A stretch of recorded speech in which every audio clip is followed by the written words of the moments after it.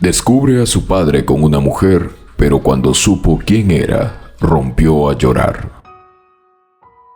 No solo las mujeres alguna vez han tenido que perdonar para no quedarse solas, para mantener la figura de una familia, perdonar para que les demuestren a los demás que no han fracasado en sus familias. También los hombres suelen caer en las mismas circunstancias. Lo cierto es que cuando un plato hermoso de loza fina se rompe, los pedazos han de saltar por todos lados. Se pueden pegar e intentar que vuelva a quedar como antes, pero siempre han de faltar los fragmentos que en esos momentos pasen desapercibidos, pero que harán falta en las generaciones siguientes. Pensad en esto mientras te comparto esta historia de reflexión. Cuando mi mente empezó a hacer memoria de los recuerdos de mi vida, solo recordaba a papá. Creo que tenía como 3 o 4 años. En la escuela había visto casos de niñas con sus madres a quienes sus padres las habían abandonado, y de esto me di cuenta cuando inicié el 2º año en la primaria. Tener a un padre soltero no era cosa fácil. Él tenía que trabajar y aún así asistir a la escuela de padres o a las reuniones por actividades de la escuela. A veces podía y a veces no. Lo vi quedarse hasta muy tarde para terminar sus asuntos contables de su negocio. Así era nuestra vida, nuestro cada día. Todo el resto eran momentos que atesoro en mi corazón. Papá, ¿por qué yo no tengo mamá? Sí tienes, me había contestado, solo que está en otro país. ¿Ah, sí? ¿Y cuándo volverá? Ni siquiera me llama. Pues vive en Argentina, ella trabaja mucho. Esa era su respuesta. A los 6 años eso me adormecía las ganas de saber más, pero cuando cumplí los 7 quise saber mucho más. Empecé a averiguar cosas que nunca había pensado. Llegué hasta tal punto de preguntarle a mis abuelos. Ellos no me dieron más respuesta que «Tu padre sabe, a él pregúntale», y así solo hacían que crezca más mis ganas de saber dónde estaba mamá. Si estaba viva, ¿dónde se encontraría? ¿Por qué no venía a verme? Hasta ese momento mi padre había estado muy ocupado en su trabajo. Sin embargo, descubrí algo muy peculiar. Él solía esperar a que me durmiera para bajar al sótano y lo escuchaba murmurar después de esto.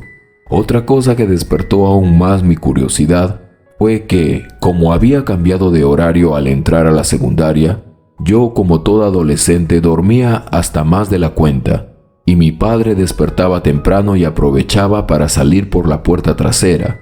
Él me dejaba el desayuno listo para calentar o un emparedado de queso y jamón. Luego de esto no regresaba sino hasta el mediodía, que era el almuerzo, y yo entraba a la 1 de la tarde a la escuela. Algo más de esto era que cada cierto tiempo mi tía, hermana de mi padre, le llamaba por teléfono para reclamarle cosas, y cuando nos visitaba le decía cosas como que era un tonto por aceptar vivir así, o cómo era posible que haya caído tan bajo. De verdad que escuchar eso y no saber a qué se refería me frustraba demasiado. Yo nunca había visto a mi madre, pero tenía fotos antiguas de ella. Mi esperanza se centraba en que ella algún día volvería por mí. Papá, una tarde, corrió a mi tía, pues ella había venido a decirme toda la verdad y él no la dejó. Le dijo que ya no era bienvenida y que ella no debería meterse en nuestras vidas, y seguido de esto, la echó de nuestra casa. Como a cualquier niño o niña de mi edad, saber más siempre era la mejor opción. Fui contra todo pronóstico, rompí mi propio esquema. Empecé a despertarme temprano y a ocuparme de mis asuntos. Ya era grande como para que mi padre tuviera más preocupaciones de las que probablemente tenía. Entonces, una noche, lo seguí hasta el sótano y para mi sorpresa, allí estaba, llorando. Le rogaba a alguien por teléfono. Le decía que la amaba mucho y que por favor volviera. ¿Papá estaría con alguien? ¿Y yo no lo sabía?, me pregunté. Te voy a perdonar todo lo que tú quieras, pero vuelve con nosotros, lo escuché decir. ¿Sería acaso mi madre? Por un momento lo pensé. Otro día hablaba con alguien sobre mí. Decía que él tenía mi custodia y que podía hacer lo que él quisiera. Si la tenía que compartir, sería una decisión de él y nadie tenía por qué meterse. Creo que era mi abuelo, porque lo escuché pronunciar su nombre. Lo observé a escondidas y lo vi intentar llamar a alguien varias veces y no le contestaban. Lloraba amargamente y se desesperaba. Iba a la cocina y con una botella de vino se desvanecía en el suelo llorando amargamente. Ahora sabía que él había sonreído frente a mí todo el tiempo, pero cuando se apagaban las luces, su vida triste tomaba rumbo nuevamente. ¿Por qué sufría tanto? Me embargaba esa pregunta. Al día siguiente, después de haberse desvelado, descubrí el porqué de sus ojos hinchados, el porqué de su cuerpo agotado, del porqué las ojeras. Alegre durante el día, pero al llegar la noche era su misma rutina. Hasta que un día no aguanté más y en medio de la noche lo seguí y antes de que empezara a llamar por teléfono nuevamente, lo interrumpí. Él al verme se repuso lo más rápido posible. «Mi amor, ¿qué haces acá despierta?» «No podía dormir», le contesté. «Mi vida, es tiempo de que vayas a la cama». «Sí, papá, pero quiero que duermas conmigo». Esto se lo había pedido esta semana porque lo había visto en la misma situación casi hasta el fin de semana. Ese día, a fuerza abrazándome, quedó rendido, tanto así que le fue difícil despertar temprano, y yo no lo quise despertar. Su alarma sonó para abrir su tienda de instrumentos musicales, pero yo la apagué. Ese día descansó después de tantas malas noches que yo había sido testigo. Y no es que no le haya preguntado el porqué de su sufrimiento, pero él era bien reservado y callado. Me sonreía y me decía que todo iba a estar bien. ¿Qué podría hacer? No le exigí más y solo atiné a darle de mi amor.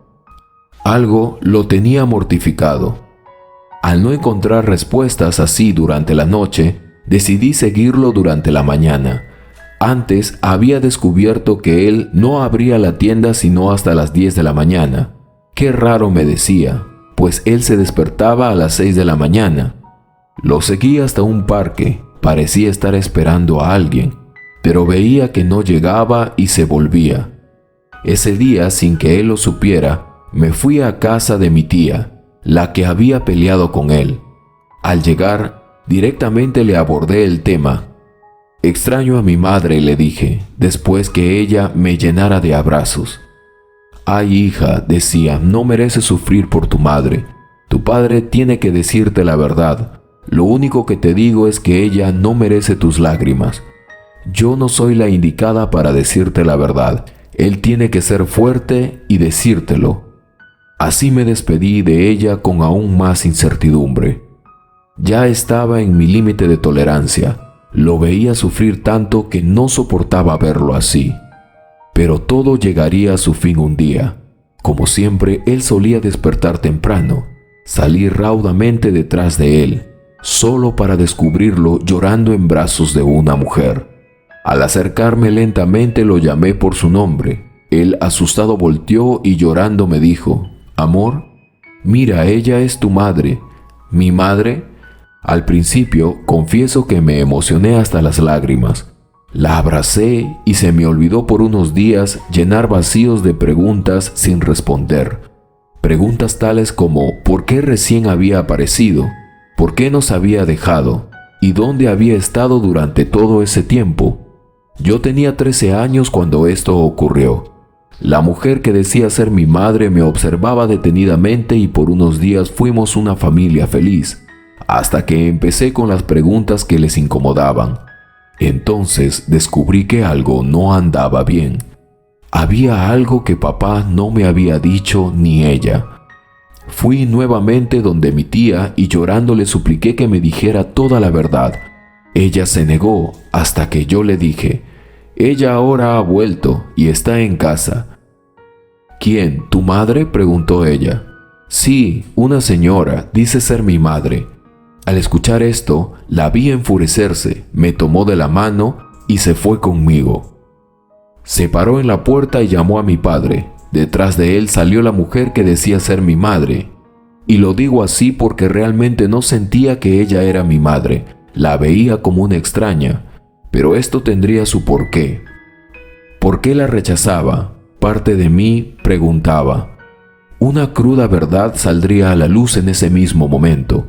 Mi padre se negaba a decirme la verdad, pero estando mi tía enfrente, mi madre se puso de rodillas y empezó diciéndomelo todo. Hija, tienes que saber la verdad. Yo le fallé a tu padre y a ti. No te molestes con él no tiene la culpa. Él tiene un corazón muy noble, pero no seré libre de esto si no te lo digo.